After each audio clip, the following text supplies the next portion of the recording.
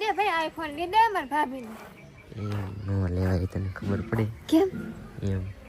પછી હેરાન કીડા રાખે ફોન હાસી વાત છે ઓલા પણ ઢીલ બનાવવા જાય હા આપણે કેન્સલ સિગરેટ હવે કહેવાય નહીં ફોટો એમાં ફોન કી છે બોલો નનકો મને નામ ન આવડે સેમસંગ સાપુ વાળો ઓ સાપુ વાળો